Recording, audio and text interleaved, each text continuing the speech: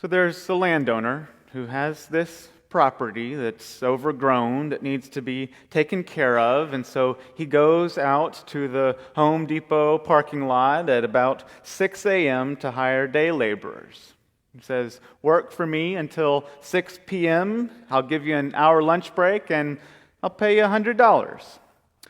Inexplicably, even though he has a good crew for the day, he decides to go back there again at 9. Still sees people without work and says, "Come, work on my property, and I'll pay you the minimum wage."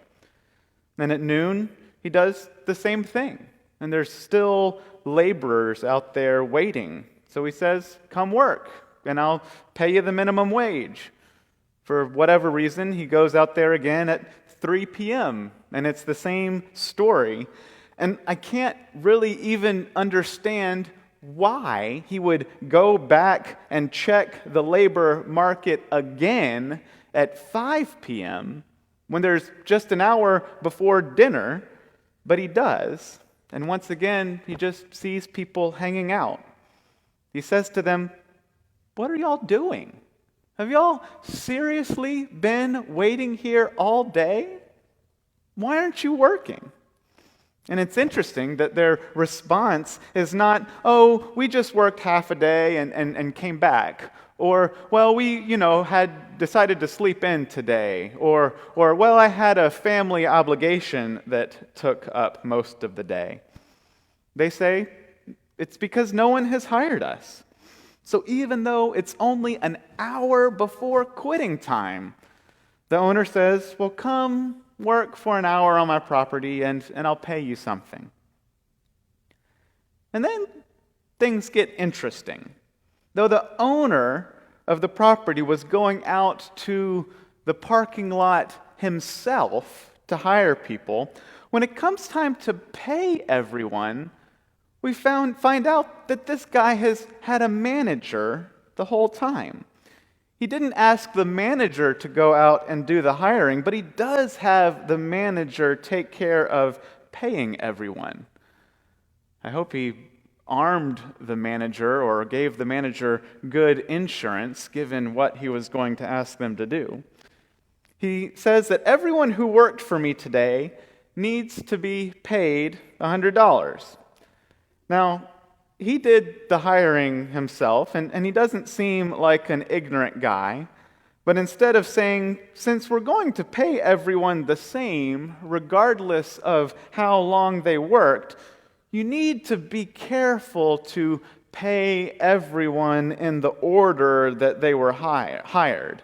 Pay the guys who have been working since sunrise first, and then make sure they've already left and are out of earshot before you pay the ones who came at 9 a.m. and so on." No, this owner says the opposite of that. He says, line everyone up in the order that they were hired, but then go to the back of the line and pay the ones who were hired last first, and then work your way back up in reverse, so that the guys who started at 6 a.m. have to wait until the end.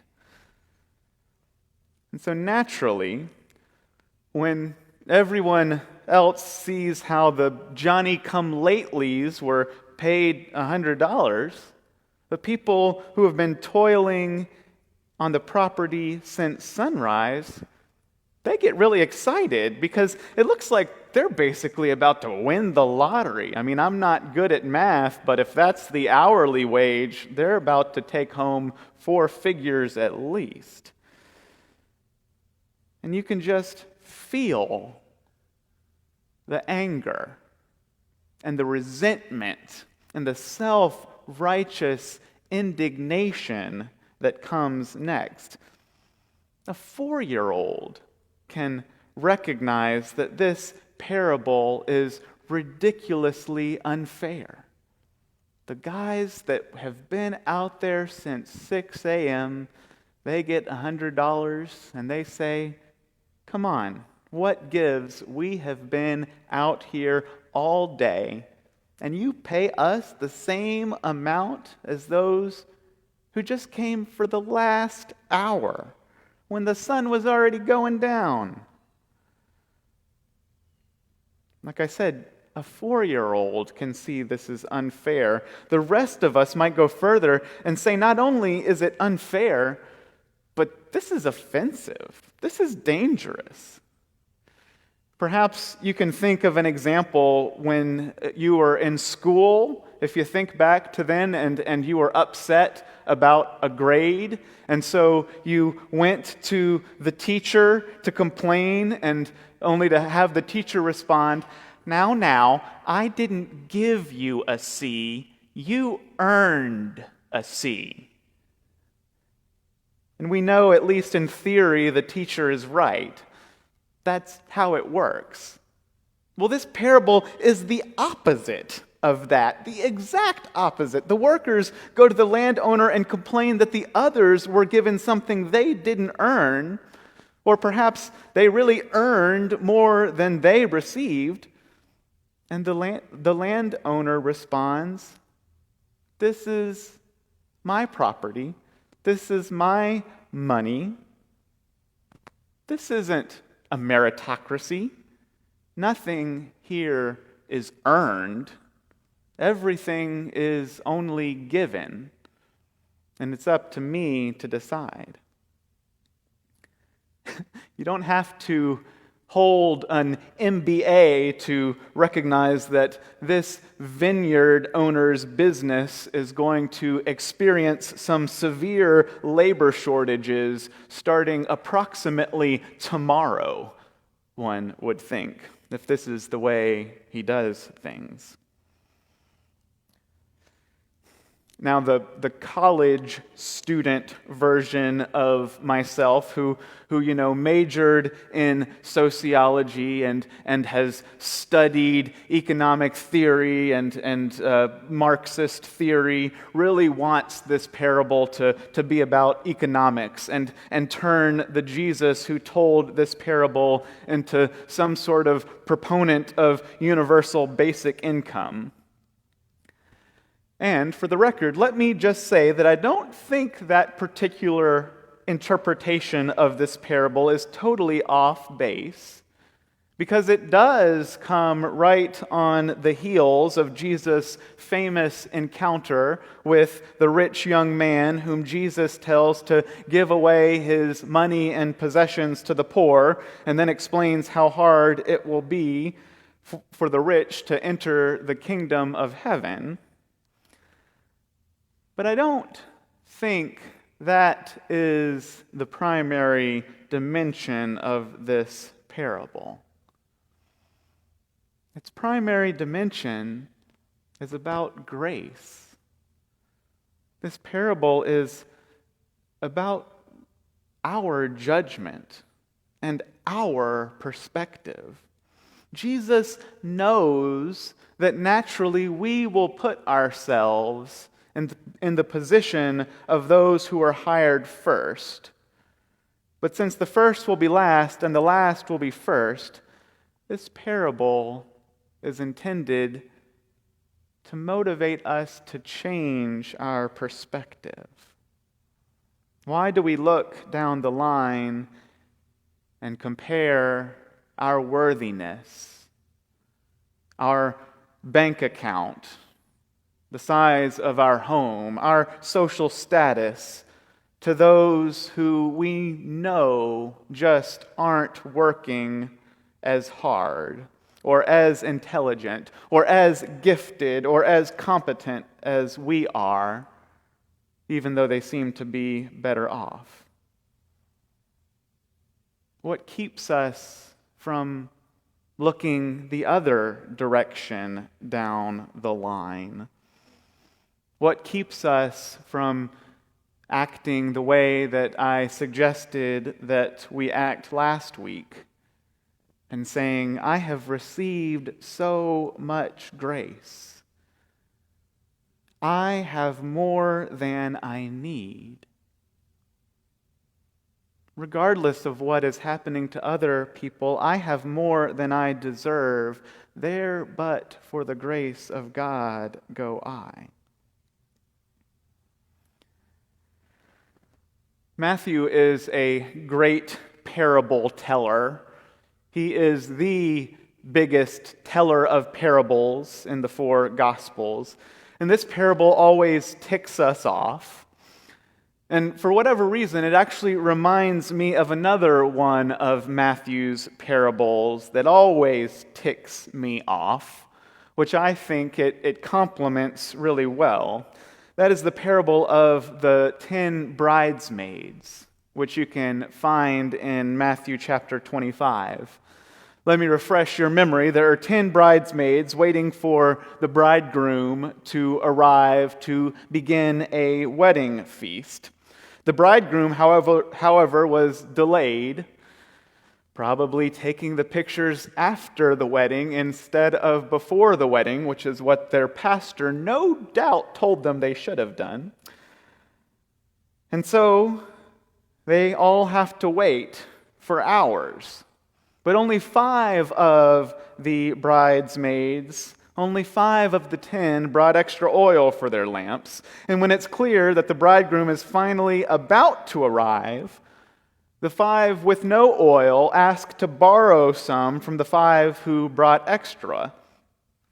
But those other 5 tell them, "No, we're not going to share any of our extra oil. Go buy your own." And when those first 5 return from buying more oil, the door to the party is shut. And when they ask to be let in, the bridegroom tells them no. Now they are the ones who are too late. In our parable from today, extravagant grace is given to the ones who we don't think deserve it, who we don't think did their due diligence, much to the consternation of those who did put in the work, with whom we sympathize.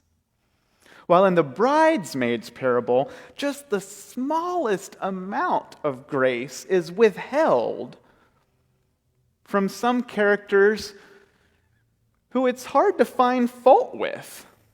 Because after all, they showed up at the right place, at the right time. It was the bridegroom who waited longer than he was supposed to. These two parables are each upsetting for opposite reasons. They seemingly contradict each other. Together, though, I think they illuminate the true elusive definition of grace by exposing how tightly we cling to our ego, how tightly we cling to our own sense of entitlement. The bridesmaids with no oil believed they were entitled to grace because the groom didn't start his own party at the time he said it was going to start. And the workers who arrived at dawn believed they were entitled to receiving grace far beyond what was given to those who worked far less hours. And to note in our parable for today that the landowner doesn't take away their wage for complaining. Their only penalty is that they are unhappy. Their unhappiness is a choice.